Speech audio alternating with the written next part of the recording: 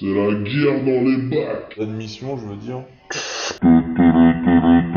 Et Ponçage en croix. Bim, on envoie.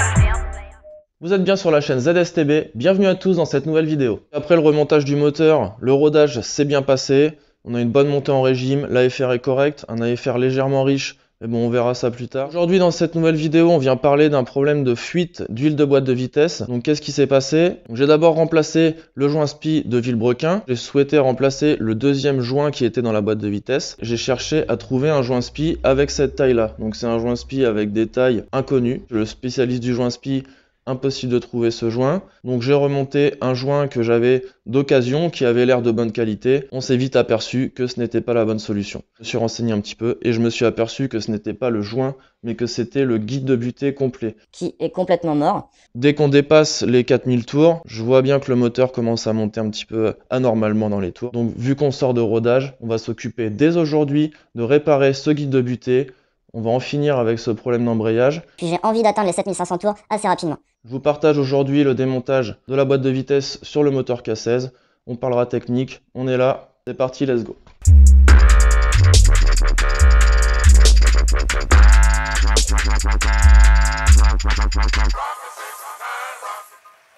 Nous voici en dessous du K16. Le but, ça ne va pas être de faire un tuto. Mais je vais te faire voir un petit peu les étapes pour descendre la boîte de vitesse et puis comment ça se passe. Donc premièrement, comment diagnostiquer un guide de butée avec le joint défectueux? On peut retrouver ici de l'huile. Donc ça peut très bien être le joint de Villebrequin ou le joint de guide de butée. Vu qu'on vient de faire le Villebrequin, on sait bien que c'est pas celui-là. Je vais desserrer les deux demi-trains pour libérer les cardans. On enlèvera un morceau de la ligne d'échappement pour pouvoir donner un débattement. Puis les supports moteurs. Toute la partie électrique, démarreur, le système de l'AFR. Arrivé au-dessus, il faudra faire de la place. On va enlever le filtre à air, le système de bobine, la batterie, le support batterie. On va faire un petit peu de place là-dedans et puis voilà, on va tomber la boîte, changer le guide de butée, l'état du disque, s'il faut on remplacera le disque d'embrayage. C'est parti pour une belle journée de mécanique. En tant que mécanicien depuis plus de 15 ans et ex-contrôleur technique, je peux dire que là je m'apprête à faire une journée des postes de boîte de vitesse sur de la japonaise. On va rappeler que le K16, base de moteur Honda, série K, donc voilà, la facilité de travail, l'accessibilité, on va pas se bloquer, je sais très bien ce qu'il y a à faire, donc ce soir c'est remonté, on va pouvoir aller tester. Inboard. In-axle, exhaust. Go ZSTB, made in France. On avance gentiment, tranquille, tranquille. Mais bon, quand je vois le délire déjà à notre petit niveau, c'est bien d'avoir des gamos. Mais faut avoir du temps à passer, faut aimer la technicité, comprendre les problèmes, faut bien tout repérer. Bon là j'ai rien à repérer parce que je connais par cœur, mais faut pas se tromper. C'est de la belle mécanique, c'est quand même assez complexe. C'est pas donné à tout le monde. Un amateur qui se lancerait là-dessus tomberait vite sur des surprises et aurait du mal à s'en sortir. Une fois qu'on connaît, revue technique en main, qu'on a démonté une paire de fois, ça passe à l'aise.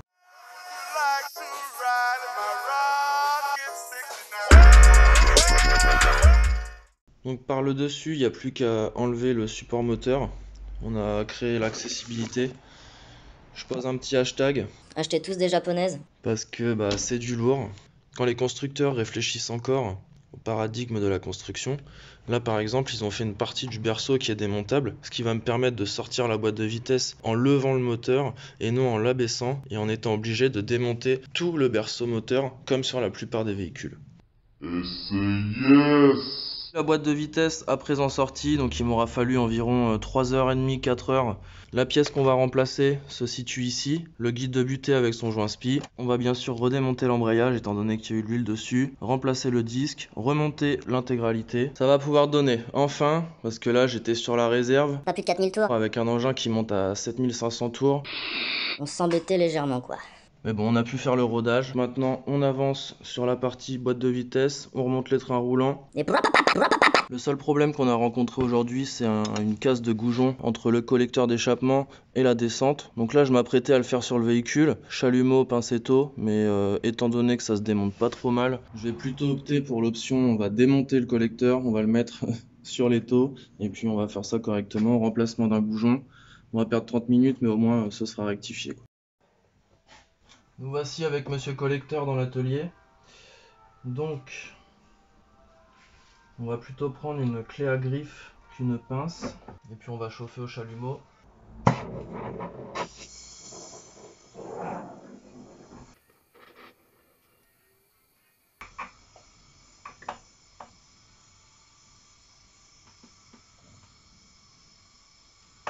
C'est yes. Ça va nous faire chier là.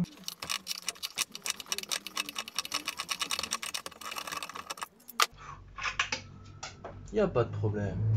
Allez, nouveau goujon. Quand y a pas de goujon, t'en fabriques un. Avec ce genre de meuleuse, toujours les lunettes.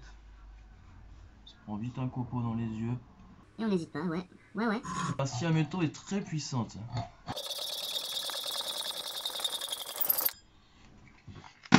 On n'est pas noyé dans un verre d'eau. On a besoin, on fabrique. Oh shit.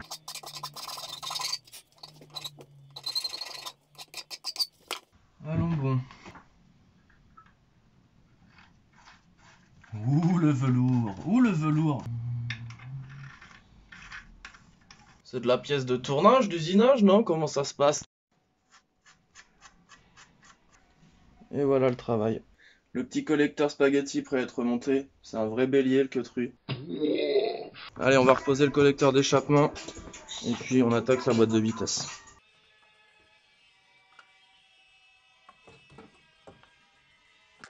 Le collecteur a été remis en place, le goujon est remplacé. Pour le remplacement du guide de butée, rien de plus simple. On n'hésite pas à bien essuyer et on replonge.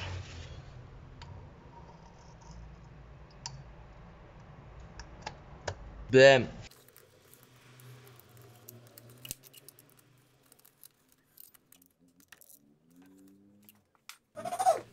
Donc on va à présent faire un apport de graisse graphitée sur le centreur. Ici la bague de butée.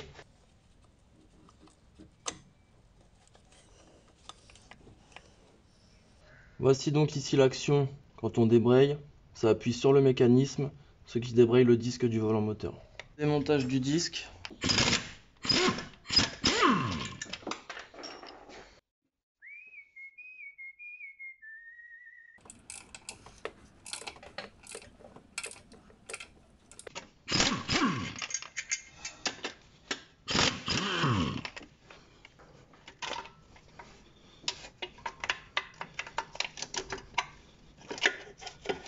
Et on enlève.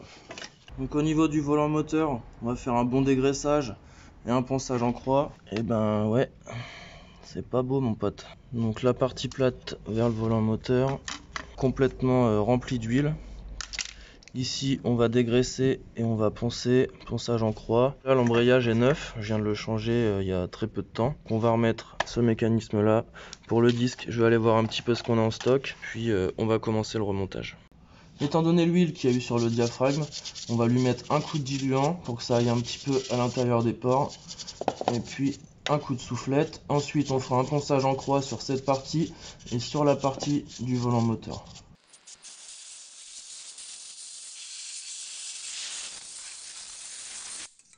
Donc pour le ponçage en croix, comment je vais m'y prendre? Je vais d'abord effectuer une passe dans cet angle-là et une passe dans cet angle-là, sur l'intégralité donc des deux pièces qui seront en contact avec le disque d'embrayage.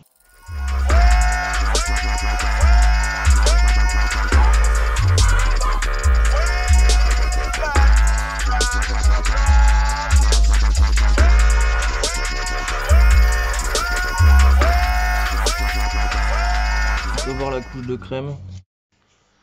Voici la bête, prêt à être remontée, ponçage en croix. Bim, on envoie.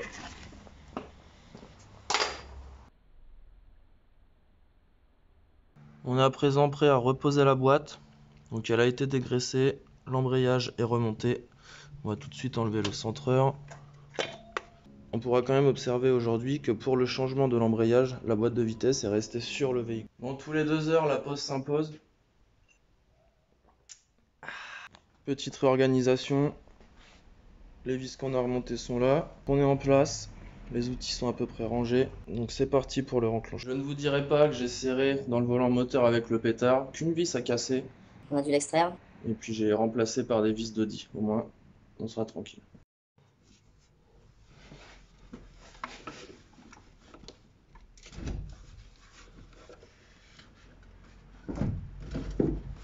Il est maintenant 19h30, je m'octroie une petite pause. Bleu Metal Spirit, la bière des seigneurs. Skål. J'ai 2 cardans à remettre, l'huile de boîte de vitesse. J'ai tous les placements en tête, donc je ne vais pas le faire demain. J'aurais zappé des fois les petits passages des câbles, des fils, etc. On va tout de suite s'y remettre. Les 2 cardans, injecter la nouvelle huile dans la boîte de vitesse. On va faire un petit contrôle des différents placements et puis on va pouvoir redémarrer. Big free.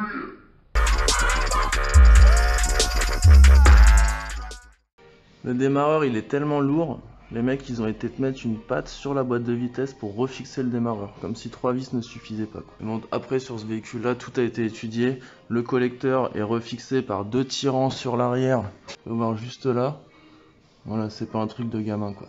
Bon, avant de remettre le cache batterie, on n'a pas oublié de régler la garde, elle est bien là, aucune tension sur l'embrayage. D'admission, je veux dire.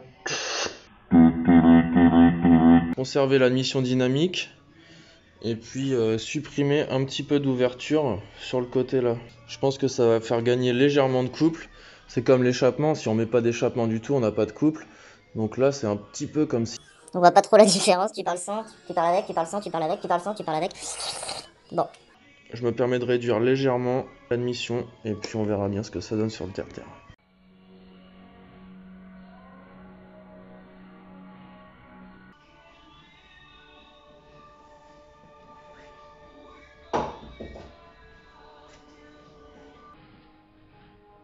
C'est yes.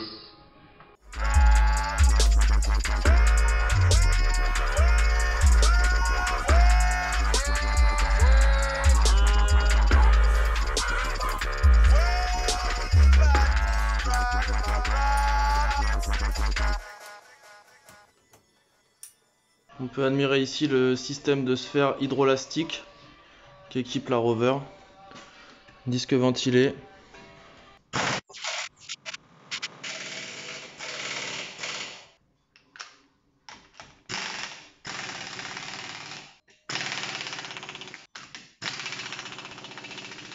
C'est yes.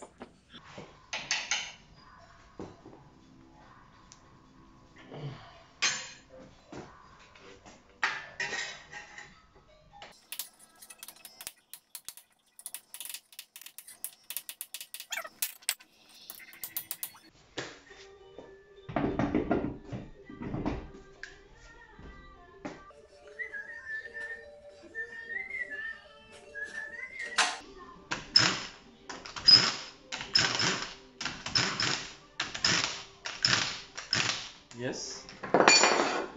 Allez, Chin. On va pas se laisser aller quand même.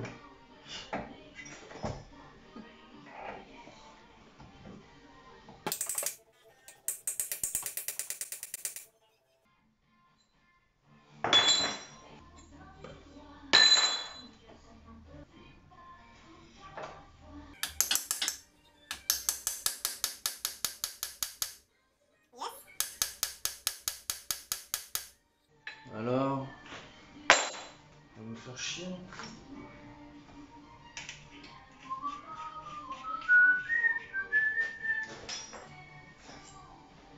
Voici 22 heures qui arrivent, il reste plus que l'huile à injecter dans la boîte de vitesse, redescendre, resserrer les roues à la dynamo, et puis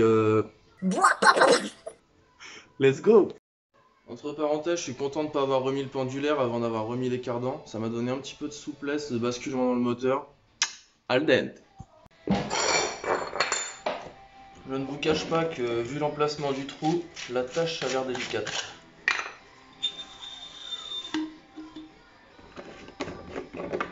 Allez, 75-80, let's go.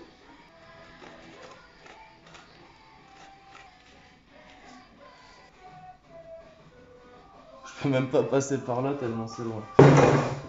Ah non.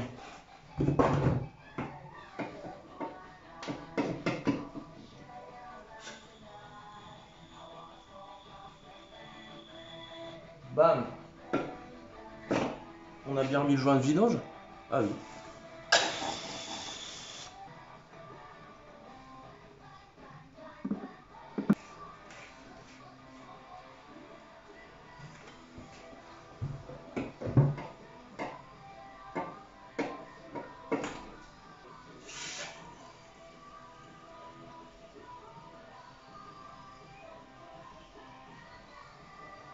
Donc dans les boîtes de vitesse, on évite de surdoser pour pas que ça crée une surpression.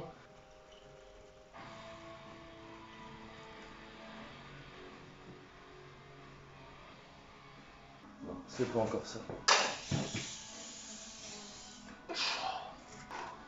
Je m'en parfumerai. C'est les voisins qui vont bientôt devenir sourds. Attends. Ah, elle avait soif, dis donc.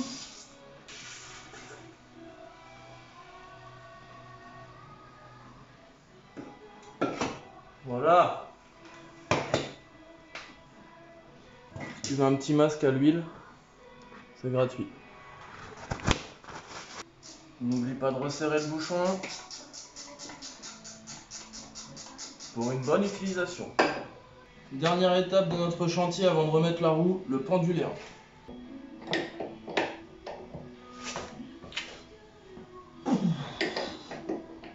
Et ouais, il y a du couple mon pote. J'en profite d'en être là pour regarder tous les passages. Est-ce que j'ai pas oublié quelque chose? Est-ce qu'il n'y aurait pas un délire? Toutes les petites plaques ont été resserrées. Non, je vois qu'ici il y a 2 vis de 8 qui n'ont pas été resserrées sur une plaque qui permet de protéger le volant moteur et l'embrayage. Je crois que quand on arrive là, c'est satis, tu vois. Direct. On va se faire un petit réglage d'AFR vu qu'on a remodifié l'ouverture d'air. On va regarder un petit peu, de toute façon je sais que j'étais riche en essence. On va redescendre légèrement en essence, un demi-tour et réouvrir de 1 tour en air. Et on verra un petit peu, on contrôlera l'AFR au redémarrage, voir sa valeur, si elle a évolué et si ma déduction est bonne.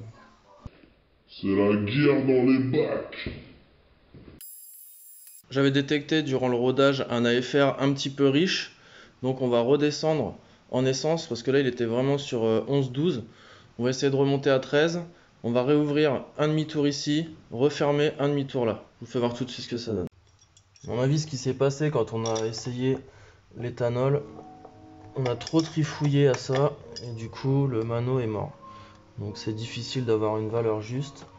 On va simplement desserrer un petit peu, détarer légèrement. Allez, même pas un demi-tour. On va reverrouiller et on va aller voir comment ça se passe à l'intérieur du véhicule.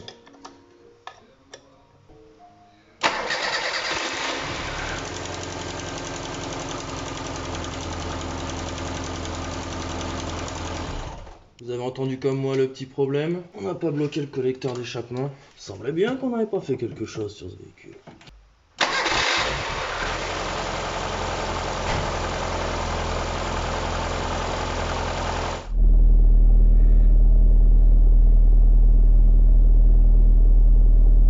À froid on est entre 13 et 14, donc on va la laisser chauffer un petit peu. On va les tester, de toute façon je sais ce que je fais, hein. Si je mets de l'essence, si j'enlève de l'air, je vois un petit peu le résultat. Pratiquement 23 h, les premières fumées se dégagent du moteur.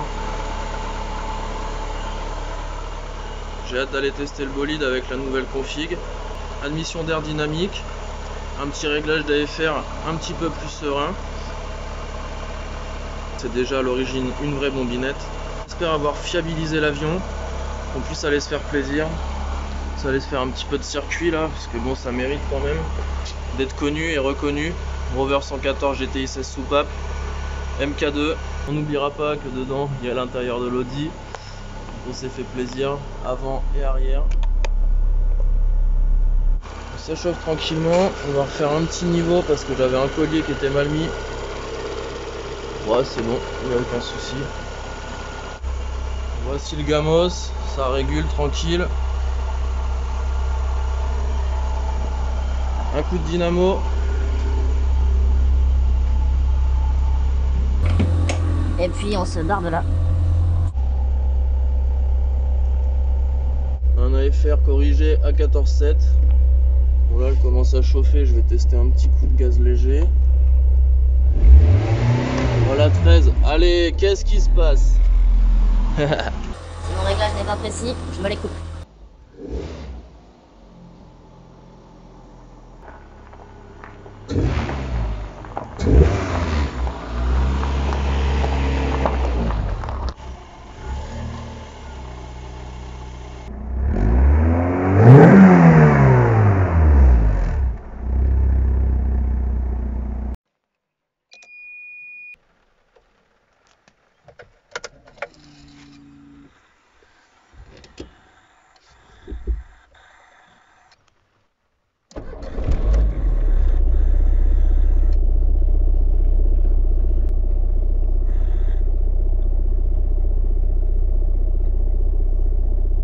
On est sur un AFR à 14, ça me va très bien. Pleine charge, on sera sûrement sur 13. Vous emmènez avec moi faire un tour, c'est parti. Voici donc à bord du Rover by Night.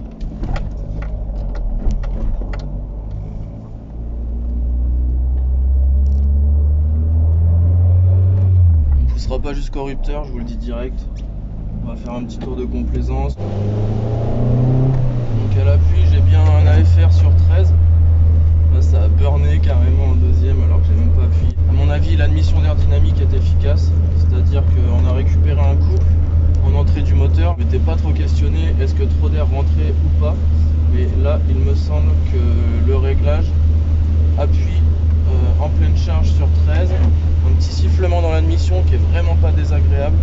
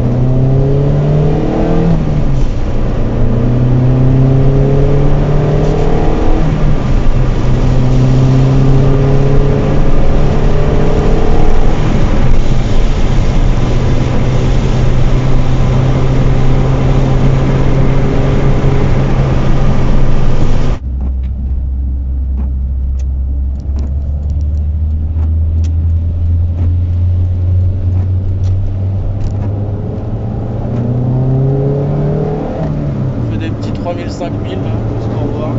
3, 5, j'ai fait un quart et demi.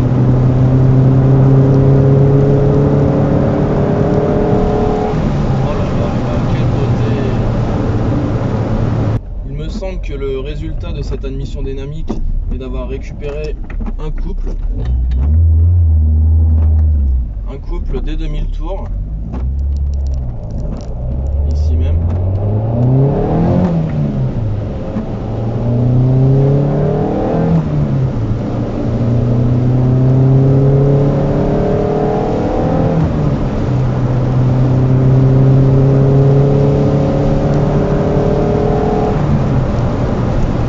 Là on va avoir de la performance. On a un véhicule à l'attaque, le moteur joint de culasse neuf, révisé, contrôlé complètement. La boîte de vitesse, embrayage neuf, guide de butée neuf. Voilà, donc il n'y a plus qu'à se faire plaisir. Si la vidéo vous a plu, n'hésitez pas à mettre un j'aime, à vous abonner. C'est DSTB, on arrive doucement. Faut bien travailler, on n'a pas que des vidéos à faire dans la vie. Donc on va venir, ça va arriver tranquillement. Golf VR6, pneus qui crissent, partie de foot improvisée sur le bitume, cheminée qui fume. Départ en 3.